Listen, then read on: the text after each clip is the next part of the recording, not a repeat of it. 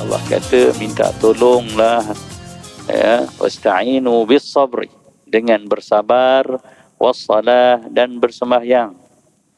Wa innaha, dan sesungguhnya ia, iaitu salat, sebab dhamirnya dhamir muannas, salat tu lakabirah, yang ni berat, beban, susah, illa 'alal khashi'in, kecuali, ya, ke atas orang-orang yang khusyuk. Jadi Ubay pun terus menyorakan lagi, an-nisfu ya Rasulullah, kalau begitu separuh. Separuh, okey tak? Maka Rasulullah masih menjawab dengan jawapan yang sama. Rasulullah kata, ma syi'ta wa in zidta lakana khairan lak. Ya, separuh tu ikut kamu lah. Tapi kalau kamu tambah lagi baik untuk kamu. Maka Ubay akhirnya mengusulkan lagi satu nisbah yang lebih besar. Al-thuluthan ya Rasulullah, 2/3. Okey tak Rasulullah? Maka Rasulullah masih menjawab dengan jawapan yang sama. Subhanallah.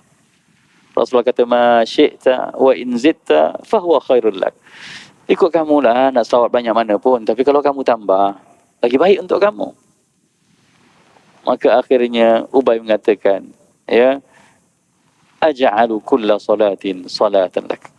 Kalau begitu aku akan jadikan semua doa-doa aku adalah selawat pada engkau ya Rasulullah. Maka Rasulullah telah menjawab satu jawapan yang lain, yang ini ikut Ubay tunggu.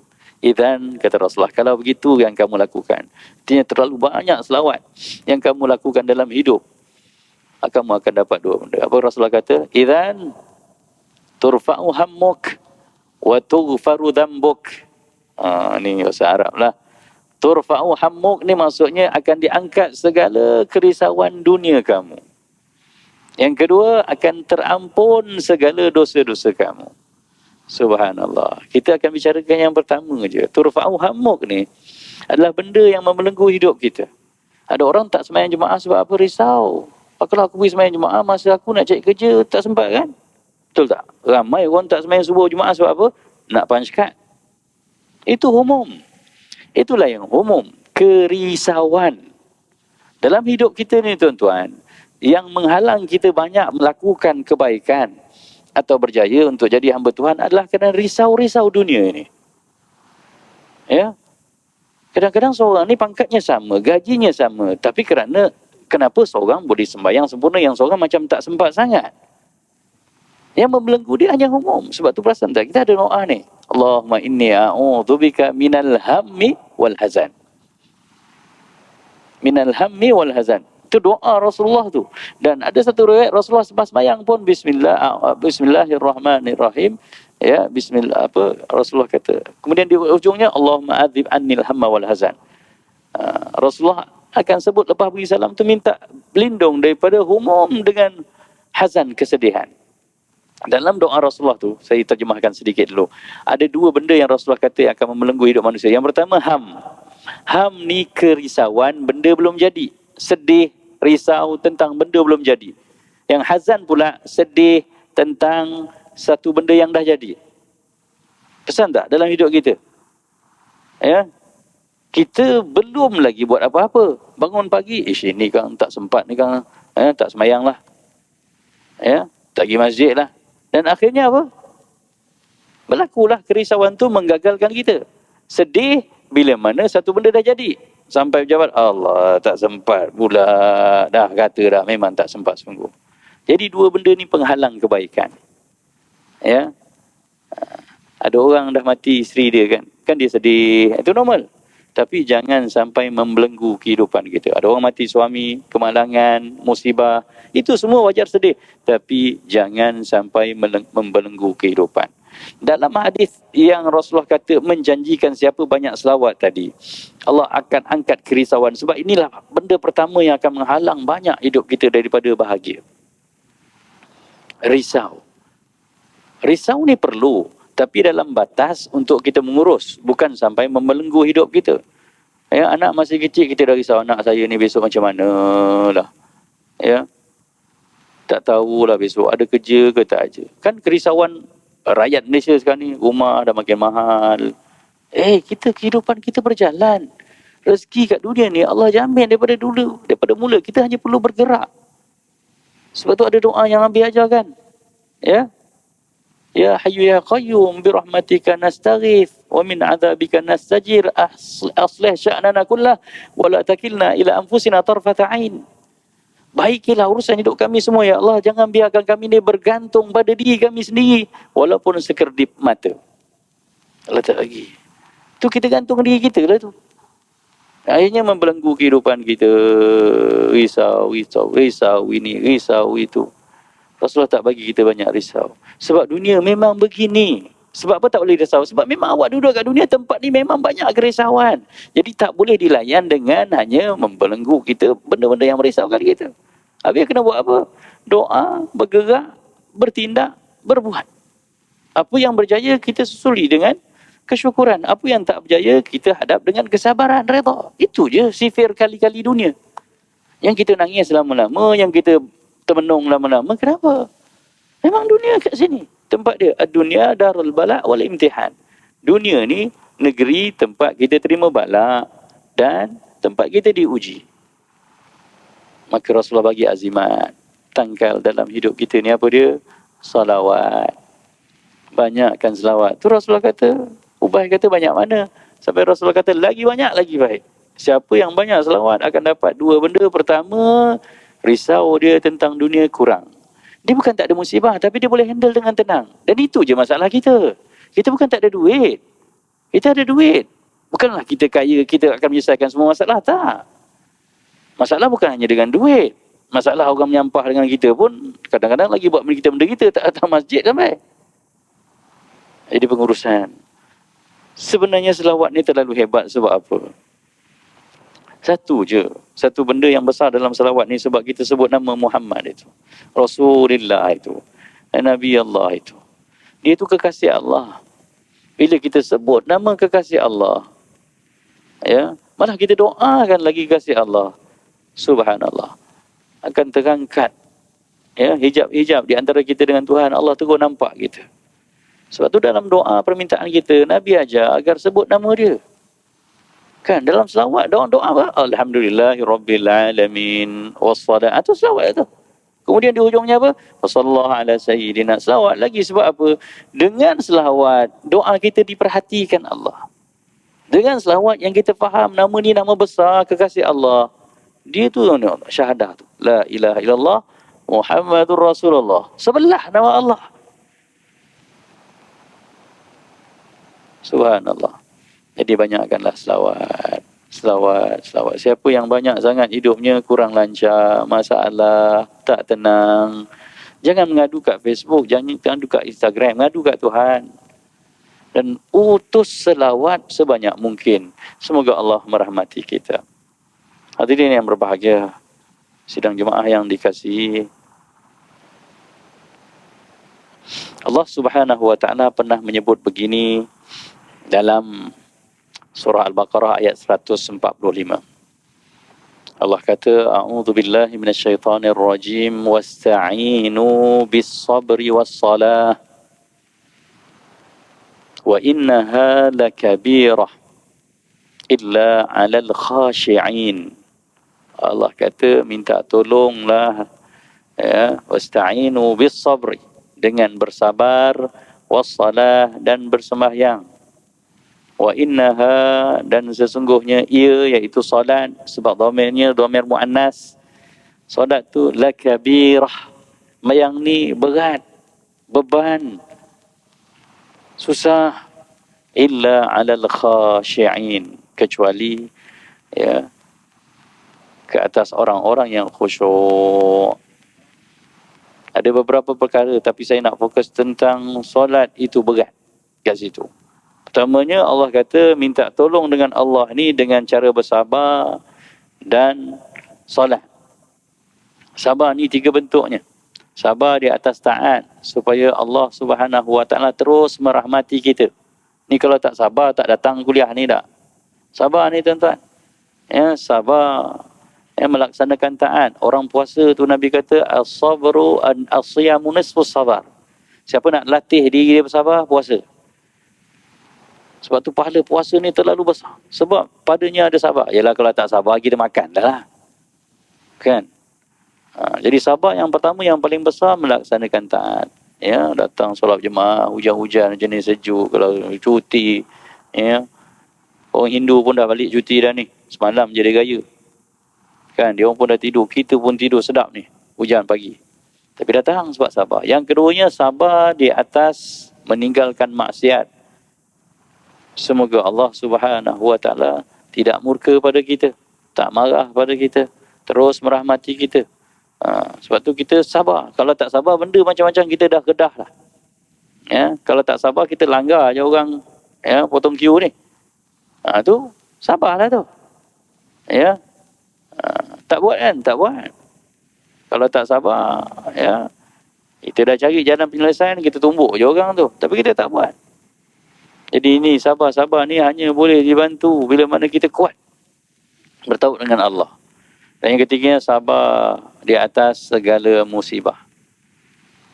Supaya betul kelakuan kita pada Allah. Kita ni hamba Allah. Bila hamba, Tuhan dia sukati nak suruh apa, nak buat apa, nak bagi apa, nak kasih apa, sukati ya. Maka tolong beradab dengan Allah bila dia uji. Ya, sedar diri kita hamba. Dan sukati Allah tu pun, dia masih merahmati, dia nak uji kita je. Dan kadang-kadang ujian yang didatangkan tu memang dia nak suruh kita dekat dengan dia, itu je. Tapi kita tak faham. Kita sumpah serana, kita maki hamun, kita mengeluh. Ya Allah, apa lagi lah ujian yang kau nak timpakan kepada aku. Baik. Tuan-tuan, sebab apa kita banyak sangat menghadap televisyen, tengok drama, skrip drama tu dalam kepala kita. Skrip movie, skrip filem tu dalam kepala kita. Kita kena tengok skrip Allah Subhanahu Wa Taala. Alladzina idza asabathum musibah qalu inna lillahi wa inna ilaihi raji'un. Tukar kerintihan tak puas hati dengan kata inna lillahi. Ya Allah, aku ni milik engkau ya Allah. Ya. Artinya suka hati engkau lah nak buat apa pada aku. Aku tahu engkau tak akan zalimi aku. Wa inna ilaihi raji'un, dan kepada engkau juga aku akan kembali. Yang ini yang lebih penting sebab kita akan menghadap dia. Jadi ungkapan Al-Quran mengajar kita untuk sedar macam mana nak melayan musibah ni. Inna lillah ni tuan-tuan, bukan cakap untuk orang tau. Ya, orang mati kita sebut inna lillah. Ya, ucapan tu bukan untuk dia tau. Jadi jangan lepas gitu, tapi rasakan dalam inna lillah, artinya kita milik Allah, kami milik Allah, lepas dia mati aku pun akan mati. Dia tak cakap innahu lillah, dia milik Allah, tak. Allah ajar kita bila ada apa-apa musibah, kena sebut inna lillah ke innahu lillah. Inna lillah, kita milik Allah. Jadi jangan rasa je dia seorang meninggal, kita pun coming soon, tak lama. Wa inna ilaihi raji'un. Tapi yang lebih penting, kepadanya kita akan kembali. Kita tak boleh lari.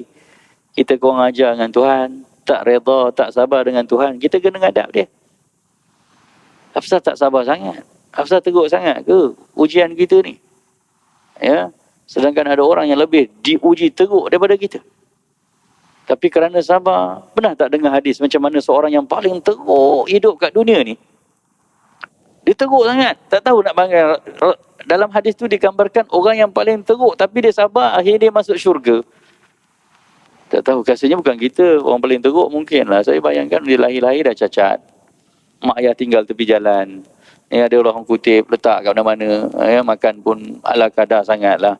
Mungkin lepas tu ditimpa sakit. Tapi sepanjang ujian yang bertalu-tatu dia sabar. Akhirnya dia mati. Ada Allah dalam keadaan dia sabar, dia reda. Allah reda pada dia dan dia dimasukkan dalam syurga. Dan Allah bertanya pada dia, wahai hamba-Ku, ya, selama ni dia dalam syurga, dia juga mestilah kembali sempurna jadi orang-orang yang hebat. Sebab orang masuk syurga dia akan kembali kepada tinggian Nabi Adam AS 60 hasta. Ya. Jadi apa yang berlaku? Ditanya Allah Subhanahu Wa Taala kepadanya, wahai hamba-Ku, bagaimana ya keadaan dulu ketika kamu hidup di dunia? Dia kata, tak ada apa ya Allah. Ya. Terlalu kecil apa yang aku lalui di dunia kalau inilah habuannya. Gitu sekali tuan-tuan. Dalam hadis itu juga di flashback balik orang yang paling banyak menikmati dunia tapi dia gagal jadi hamba Allah lalu dimasukkan ke dalam neraka dan Allah tanya macam mana hidup kamu di dunia dulu. Bukankah kamu terlalu selesa? Ya Allah, kalau ini balasannya tak ada nilai apa langsung kehidupan aku di dunia ini. Tak nikmat langsung hidup kat dunia. Itulah kita. Jadi rugi. Sabar tak sabar dalam ujian. Ujian macam tu juga. Tapi orang yang sabar dia berjaya, yang tak sabar dia gagal.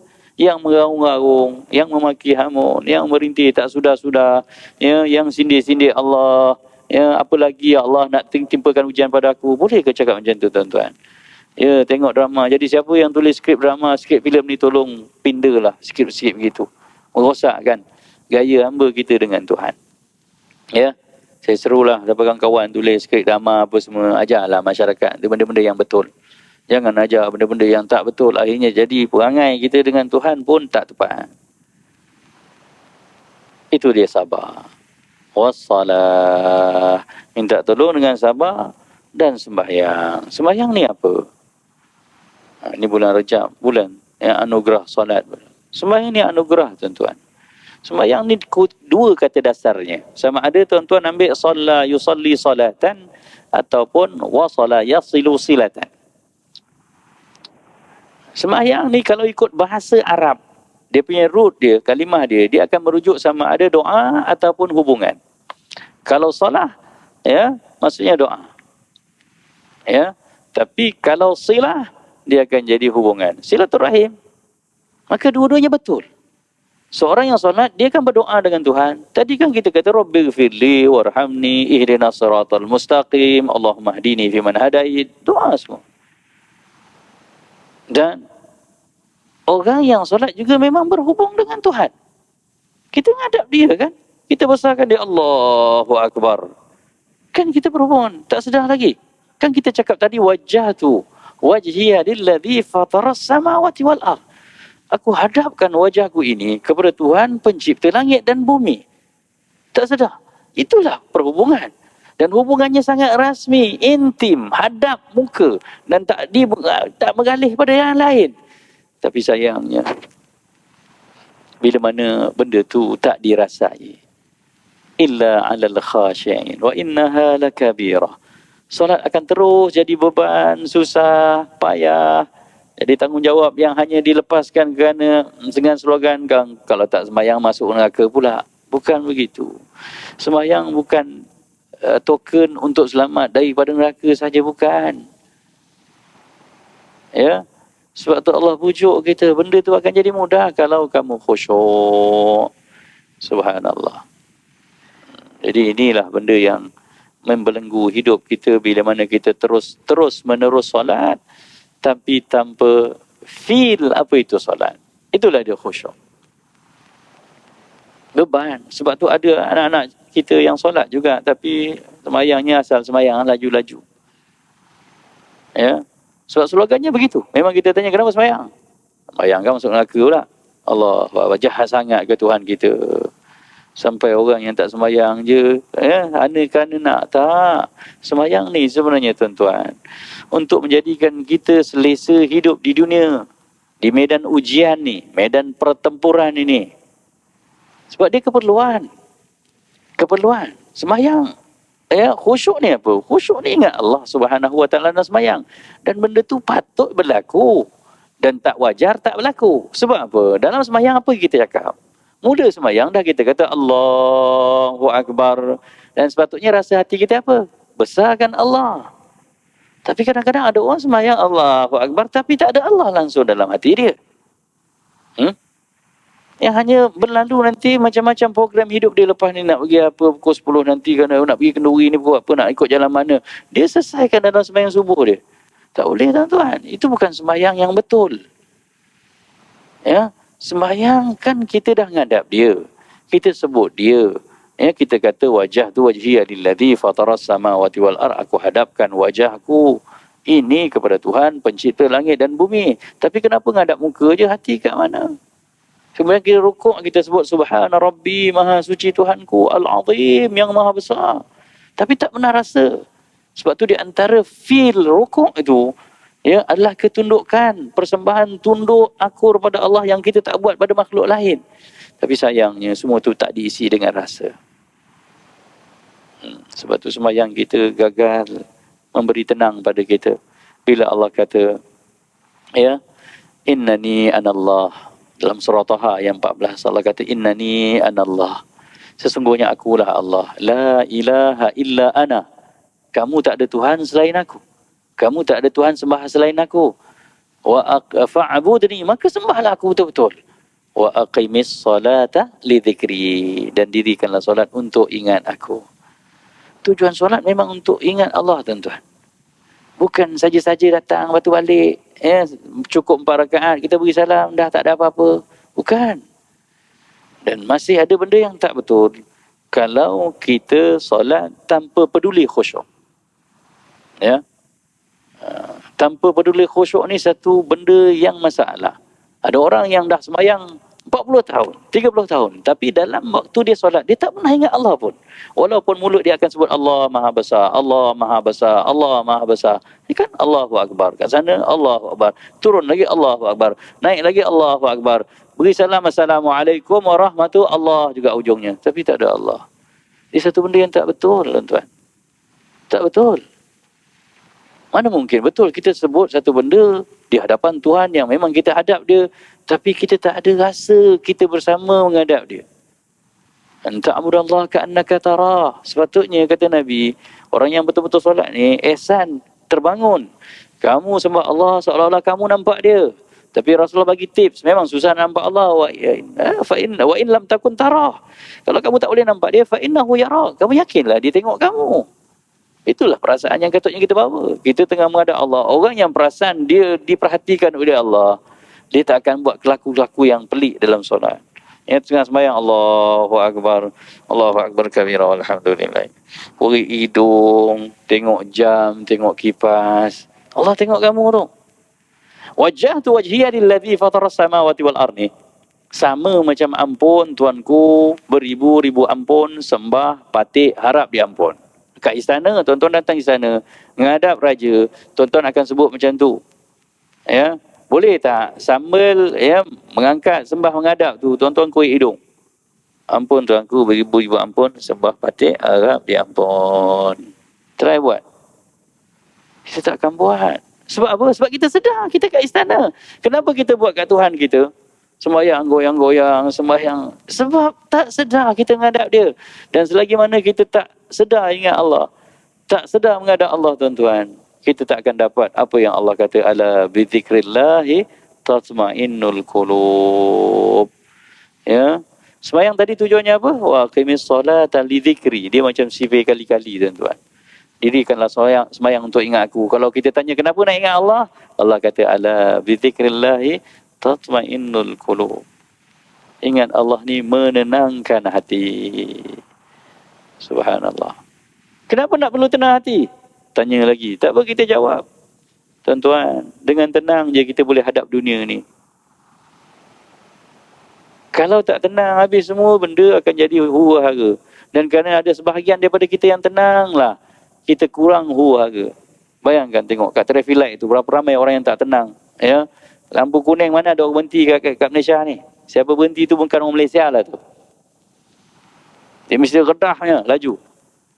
Ya, belum hijau pun kalau kosong dia akan redah. Ya, subhanallah.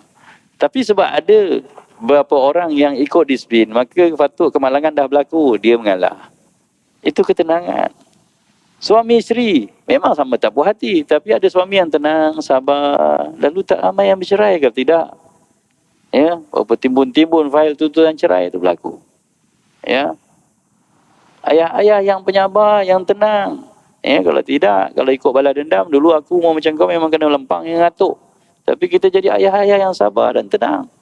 Kita didik, kita pujuk anak kita untuk berlaku baik dalam hidup dia. Itulah keperluan khusyuk. Dan kerana itu, sebab dunia ni memang tempat bergelombang. Perasan tak? Kita dah baik, isi kita buat hal. Kita dah bagi cukup, anak kita lagi buat benda-benda yang tak baik. Ya, kita dah tolong masjid ni, dah bagi sumbangan macam-macam, orang kutuk kita juga. Inilah dunia. Maka kalau tuan-tuan mencari selesa di dunia, tuan-tuan silap. Tak boleh. Sebab Nabi pun tak selesa sangat duduk sini. Selesa Nabi bukan hilang ujian. Selesa Nabi bukan dapat semua benda yang dia inginkan. Sebab ini dunia. Selesa Nabi sebab apa? Dengan ingat Allah. Sebab tu sembahyang Rasulullah malam nama. Sebab apa? Nak mengembalikan dos. Ingat pada Allah. Dan sebab tu solat ni asalnya 50 waktu. Dengan 50 waktu ni maksudnya cukup akan ingat Allah. Lalu dia tenang hadap dunia ni. Sebab tuan-tuan, kalau sabar, tuan-tuan diberi pahala yang kuat. Dan nak sabar memang kena ingat Allah. Orang tak ingat Allah mana boleh sabar. Kan? Itu yang kita nampak. Aku nampak kau kecil besar. Sebab dah melawan sangat, degil sangat. Kita pula ada kuasa, kita pula badan lebih sasa. Memang kena penampar dah orang tu. Tapi sebab ingat Allah, ya Allah, ya, maka kita akan down. Itulah nilai kehidupan dunia. Tapi nak kuat dalam kehidupan dunia untuk jadi begitu, sembahyang kita kena efektif. Efektifnya apa? Sembahyang ingat Allah. Dan jangan rasa khusyuk ni pelik. Ada orang pandang khusyuk ni terlalu jauh. Dia kata, Allah, mana boleh khusyuk susah? Susah apa bang? Abang sebut Allahu Akbar, abang rasakan Allah Maha Besar. Memang itu yang kita sebutkan. Dalam sembahyang semua Allah. Allahu Akbar kabira. Lagi kita ulang. Walhamdulillahi kathira. Wa subhanallahi bukrata wa asila. Apa maksudnya? Maha suci Allah sepanjang masa pagi dan petang. Apa maksudnya? Maha suci artinya maha clear Allah, maha sempurna Allah daripada buat benda yang tak betul dalam hidup kita. Kadang-kadang kita rasa Allah ni zalim, Allah ni tak patut buat macam ni. Itu maksud subhanallah. Sebab tu dalam sujud kita sebut lagi subhana rabbi, maha suci Tuhanku, maha sempurna Tuhanku daripada segala kekurangan. Al-a'la, yang maha tinggi, wa bihamdi, dan segala puji untuk dia. Tapi tak pernah kan rasakan. Sebab tu Nabi sujudnya lama. Sebab tu para fuqaha menganjurkan agar kalau kita, saya campur je semua ni tuan-tuan, ya, menganjurkan agar khusyuk dapat dibantu dengan solat yang agak tenang. Sebab tu nama perbuatan atau syarat rukun solat tu namanya tama'ninah. Dah dengar kan? Apa dia tama'ninah? Tama'ninah tenang maksudnya. Tama'ninah maksudnya ketenangan. Sampai Allah wajibkan dalam fiqh zahir solat ini, sembahyang kena ada tama'ninah pada 4 rukunnya. Rukuk, i'tidal, sujud, duduk antara 2 sujud. Sebab kalau tidak orang laju dekat sini ni. Di sudut fiqh solat, tama'ninah artinya berhenti sekejap, sekadar sempat baca subhanallah. Tapi di sudut feel khusyuk solat, itulah dia solat. Semayang kena tenang untuk membentuk tenang. Dengan tenang ni, lepas semayang kita kuat untuk tenang. Sampai syariat mewajibkan kita menggayakan orang tenang dalam solat. Supaya kita betul-betul dapat khasiat solat. Subhanallah. Dan kita perlu khusyuk solat. Dengan khusyuk solat. Khusyuk solat bahasa mudahnya kita feel. Kita faham, kita hayati apa yang kita buat. Kita tunduk rukuk tu kita tahu, ya Allah, ni tubuh yang kau rezekikan ni, aku menyatakan perakuan ketundukan, kepatuhan, ketaatan hanya padamu, ya Allah. Dari samping tu, kita sebut di celah-celah tu, subhana rabbi, maha suci Tuhanku, al-azim, yang maha besar, aku ni kecil je, wa bihamdih, dan segala puji untukmu. Sebab tu fuqaha menganjurkan siapa yang sembahyang sunat, bukan sembahyang berjemaah jadi imam tak boleh. Sembahyang sunat, tuan-tuan jangan baca 3. Baca dengan faham, hayati itu tuan-tuan buat 7 atau 11. Nanti tuan-tuan akan dapat sesuatu daripada solat tuan-tuan. Daripada jiwa tuan-tuan. Baca subhana rabbi al-azim wa bihamdih. Subhana rabbi al-azim wa bihamdih. Subhana rabbi al-azim. 7 kali tuan-tuan. Siapa ada masa buat 10. Sebab tu kalau sembahyang tahajud malam, tuan-tuan jangan sembahyang kira berapa rakaat. Kena sembahyang dengan feel yang hebat. Ya, jangan bangga saya sembahyang malam tadi 20 rakaat, alhamdulillah. Tapi satu sembahyang 2 rakaat tu 2 minit. Tak ada feel. Kena sujud yang panjang, kan Nabi sujud panjang. Baca surah Al-Baqarah, Ali Imran, An-Nisa 1 rakaat. Memang kita tak buatlah. Dan diriwayatkan Rasul sujud dan rukuknya pun panjang macam bacaan qiyamnya. Sebab apa? Nak merasakan feel. Tapi kalau kita panjang macam Nabi, rasanya hilang. Terus tombang tu, tergolik dah lelap rupanya. Tak payahlah teruk sangat. Ya. Tapi maksudnya ada unsur-unsur begitu. Moga-moga kita kuat untuk koreksi balik semula. Ya. Sebenarnya tentang khusyuk solat ni saya dah tulis satu buku. Ya. Perbahasannya daripada mula berkenaan dengan persoalan sampai bila sembahyang kita tak khusyuk, mengapa perlu khusyuk, panduan, halangan, gangguan dalam solat. Ya. Lepas tu langkah-langkah menuju khusyuk sebelum sembahyang, tengah sembahyang, dalam sembahyang tu penghayatan bacaannya, selepas sembahyang. Ya, tapi buku tu ialah sebab biasanya saya mengajar buku tu di masjid-masjid. Jadi saya tak bawa lah hari ni. Jadi kesempatan. InsyaAllah kalau lagi sekali saya datang, saya bawa lah buku-buku ni untuk saya edarkan pada tuan-tuan. Sebab apa? Bila saya mengajar, saya adalah seorang guru jawi yang mengajar bab solat. Tapi bila dah habis belajar bab fiqh solat, ada satu benda yang saya rasa, khusyuk solat ni tak ada orang bicarakan. Sedangkan dia roh solat. Khusyuk solat ni tuan-tuan. Ya. Imam Al-Ghazali kata wajib. Artinya siapa sembahyang terus-terusan tak khusyuk berdosa. Sebab dia tak buat solat yang betul. Solat tanpa khusyuk katanya ibarat tubuh tanpa roh. Perempuan cantik sangat. Ya, comel sangat. Tapi dah meninggal. Siapa nak buat jadi bini? Itulah solat tanpa khusyuk. Ya. Lelaki besar, sasa, hebat, tampan. Siapa nak ambil dia jadi pengamal? Dia baru meninggal 2 minit. Tak ada. Dan itulah solat tanpa khusyuk kita. Sebab tu walaupun jumhur fuqaha kata sunat je, ya, khusyuk solat, tapi Imam Al-Ghazali, ya, dengan Imam Al-Qurtubi, tak silap saya, tegas mengatakan khusyuk solat wajib, sebab itulah solat sebenarnya. Ya. Ini sekadar perbincangan awal. Moga-moga ada ruang lagi untuk saya datang dan kita mula bercerita tentang penghayatan solat. Moga-moga, yalah, sebab saya sayang tuan-tuan. Kita dah sembahyang lama, kita risau, kita menghadap Allah dengan batang tubuh je. Tapi hati kita, minda kita tak pernah pun berada di ruang yang sangat hebat, yang Allah tak panggil semua orang datang ni, melainkan kita. Jadi alang-alang dah datang, alang-alang dah sembahyang, biarlah kita rasa nikmat sebenar sembahyang. Sembahyang merupakan satu anugerah. Dia bukan bebanan. Dia anugerah. Sebab orang yang sembahyang artinya dia dapat bercakap dengan Tuhan. Tuan-tuan pernah tahu tak maksud wajburni itu? Rabbighfirli warhamni wajburni.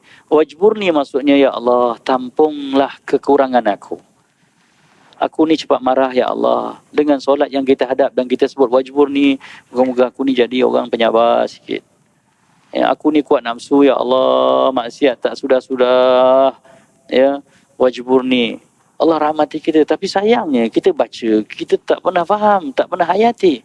Maka kita hanya jadi bacaan solat kita, banyak bacaan solat kita hanya jadi mentera macam Tok Bomoh. Pasal tak? Rabbighfirli warhamni waj'alni nafa'ani wazunni walina wa'afina fa'ani. Sebab apa macam tu? Sebab tak faham. Tak boleh tuan. Mana ada orang boleh minta, bos minta duit RM10, saya nak beli mana. Kau minta apa ni? Minta duit. Cakap lah elok minta.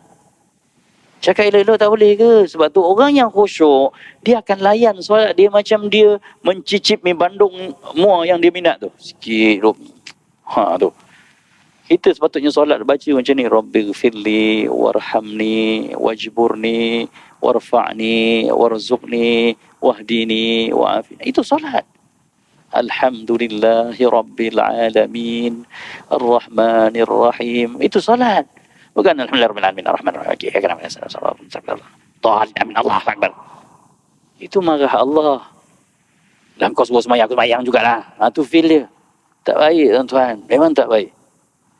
Saya baik semayang jemaah. So semayang seorang macam itulah kita buat. Ya, saya tinggalkan tuan-tuan dengan muhasabah ini. Moga-moga ada usaha. Ya. InsyaAllah lah, saya lupa nak bawa buku tu. Ya, buku tu pada saya satu usaha yang saya usahakan selama 2 tahun. Saya terjemahkan semua bacaan solat. Saya bawa fil-fil semua gerak-gerakan solat. Saya susun dengan banyak rujukan kitab-kitab bahasa Arab lah. Sebab kitab bahasa Melayu tak ada. Ya, moga-moga dapat membantu tuan-tuan. InsyaAllah. Ya, saya nanti deal dengan imam untuk satu kehadiran lagi di ruang yang lain. InsyaAllah. Qulu qawli hadha. Maaf. Assalamualaikum warahmatullahi wabarakatuh. Bismillahirrahmanirrahim. Alhamdulillahi rabbil alamin. Wassalatu wassalamu ala asyrafil anbiya'i wal mursalin.